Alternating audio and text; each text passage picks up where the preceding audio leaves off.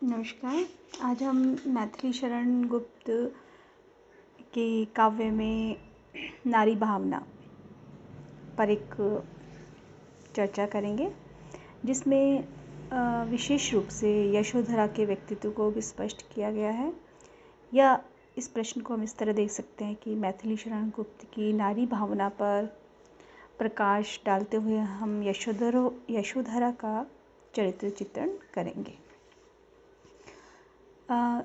यशोधरा का चरित्र चित्रण पर जब हम बात करें तो मैथिली शरण गुप्त जी ने एक उल्लेखनीय रूप में, एक मौलिक रूप में यशोधरा का व्यक्तित्व उभारा है। उन्होंने अपने काव्यांशों में यशोधरा का एक अनुरागिनी रूप, प्रोषित पति का रूप, स्वाभिमानी रूप, एक क्षत्राणी का रूप और एक ऐसा नारी का रूप प्रस्तुत किया है जिसमें विश्वास भी है, संयम भी है और दृढ़ता से युक्त व्यक्तित्व भी उभर कर हमारे सामने आता है। जहाँ हम प्रथम बिंदु के रूप में प्रकाश डालें कि यशोधरा का अनुरागिनी रूप यानी नारी का वह रूप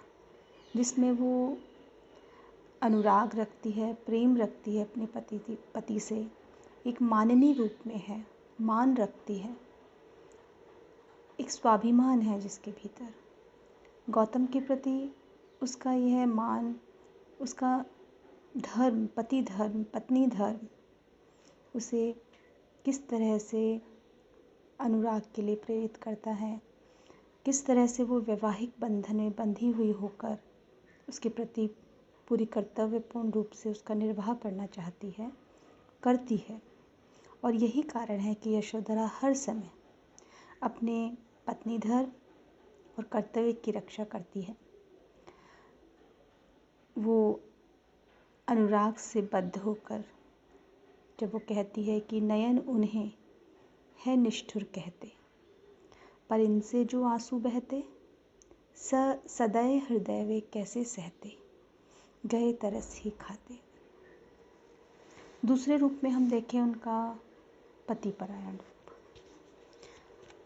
जहाँ वो अपने पति के प्रति पूरी समर्पित हैं, उन्हें पत्नी के रूप में पूरा प्रेम, पूरा मान देती है और वो इसी रूप में बद्ध होकर अपने पति के प्रति, जहाँ एक और उसके मन में वियोग है, एक तरफ शिकायत है, उन सब के बीच में एक उलाहना देती हुई जब वो पति से कहती है कि मुझे बिना बताए वो चले गए हैं, तो प्रश्न चिन्ह उठाती है कि क्या उन्होंने मेरा मान नहीं तोड़ा है, क्या वे मुझसे प्रेम करते हैं। इस तरह के प्रश्नों के बीच में कहीं उसका पति परायण रूप आ जाता है और वो कहते हैं कि यद्यपि मुझको बहुत उन्होंने माना, फिर भी क्या पूरा पहचाना, मैंने मुख्य उसी को जाना जो वे मन में लाते। तो पूरी तरह से कि जो मन में वो लाते वो हर काम में करती, अपना कर्तव्य निभाती। इससे उनके पति परायण रूप का हमें यहाँ दर्शन होता है। अगले रूप में देखें तो उनमें एक स्वाभिमानी स्त्री का रूप हमें दिखाई देता है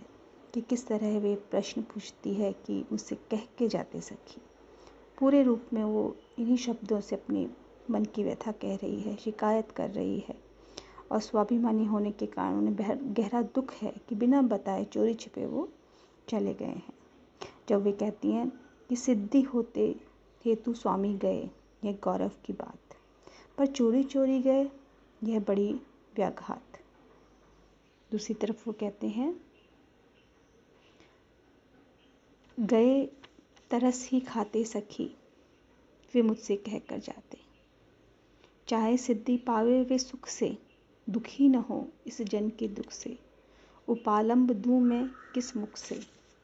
आज अधिक वे भाते, सखी वे मुझसे कह कर जाते। एक विरहणी के रूप में वो अपने मन की व्यथा आंसू बहाकर अपने मन की पीड़ा व्यक्त करती हुई कहती है, जिस तरह से उस विरह वेदना में पावनता, उज्ज्वलता का भाव है, कहीं अतिशोक्ति नहीं है। और वो अपने पति के उन प्रेमपूर्ण क्षणों को याद करती है और ये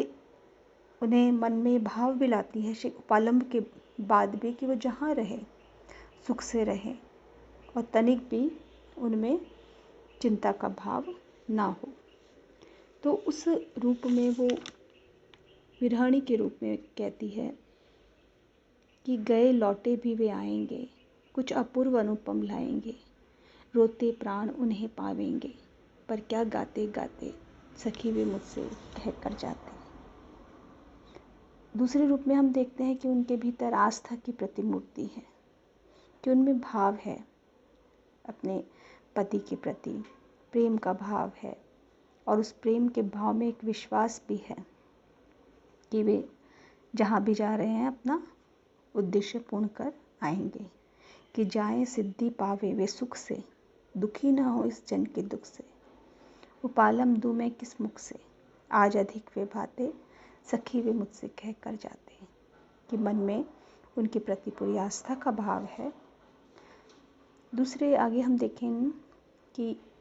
नारी के जो संयम और दृढ़ता का जो महत्वपूर्ण गुण होता है वो भी हमें मैथिली शरण गुप्त जी की यशोदा में दिखाई देता है। संयम और दृढ़ता, संयम और दृढ़ता यशोधरा के चरित्र का कहीं की सर्वाधिक उल्लेखनीय गुण उभर कर आता है। पूरे संयम और दृढ़ व्यक्तित्व को व्यक्त करते हुए जब वो कहती हैं, रे मन आज परीक्षा तेरी, ये पूरी तरह अपने मन पर नियंत्रण रखती है। उसे पता है कि प्रियतम नगर में आ गए हैं और किस तरह से उसके मन में ये भाव है कि संयम उसके भीतर और दृढ़ता उसे अपने भीतर इतनी महसूस होती है कि वो कहती है कि जब वो मुझसे कहकर जाते, मुझे बताकर जाते, तो मैं उस क्षत्राणी धर्म की तरह निर्वाह करती और उन्हें पूरी तरह से उनके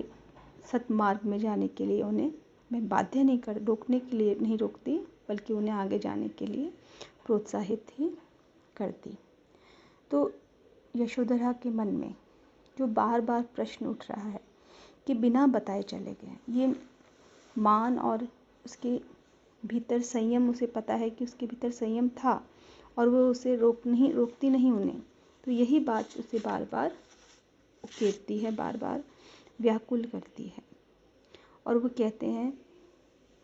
कि स्वयं सुसज्जित करके जो वे मन में लाते, सखी वे मुझसे कह कर जाते, स्वयं सुसज्जित करके क्षण में प्रियतम को प्राणों के पण में हम ही भेज देती हैं रण में, क्षात्र धर्म के नाते सखी वे मुझसे कह कर जाते। तो इस तरह हम देखते हैं कि पूरे यशोधरा कि सखी वे मुझसे कह के जाते काव्यांश में हम देखते हैं कि उनका व्यक्तित्व किस तरह से एक जागृत,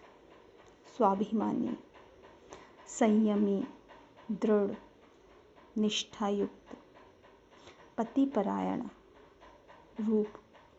और स्त्री का ऐसा रूप जिसमें वो जननी भी है, जिसमें वो अनुरागिनी भी है, आस्था की प्रतिमूर्ति भी है और किस तरह से वो न्याय की पक्षधर भी है। तो हमें नारी के जो रहस्यमय हृदय से स्वयं गौतम अनिर्भिकित थे और नारी का जो असाधारण व्यक्तित्व को किस तरह से यहाँ यशोधरा के माध्यम से गुप्त जी ने व्यक्त किया है कि विदा न लेकर स्वागत से भी वंचित यहाँ किया है। तो ये माननीय रूप में जिस तरह कवि की प्रतिभा को मौलिक रूप में यहाँ नारी चित्रण का हिंदी साहित्य में जो रूप प्रस्तुत हुआ है वो अपने आप में नवीन दृष्टि है और ये नवीन दृष्टि ही यशोधरा के जो विरह विदग्ध विरहिणी के रूप में और एक दायित्व बोध से युक्त आदर्श स्त्री के रूप में यहाँ गुप्त जी ने प्रस्तुत किया है। तो जो गुप्त जी ने यहाँ नारी का माननीय, अनुरागनी दोनों रूप अलग अलग व्यक्तित्व के रूप में यशोधरा में एक धर्म और कर्तव्य के रूप में यहाँ अभिव्यक्त किया है, वो अपने आप में मौलिकता हमें दिखाई देती है। उसमें बार बार पूरी नारी जाति का जो प्रतिनिधित्व यहाँ यशोधरा ने किया है माननीय रूप में, यशोधरा के माध्यम से जो व्यक्त हुआ है, अपने नागरी जागरण और कहें कि नारी विमर्श जो आज हम कर रहे हैं उसकी उसी समय एक सकारात्मक जो बिल्कुल है उन्होंने उस समय प्रस्तुत किया था।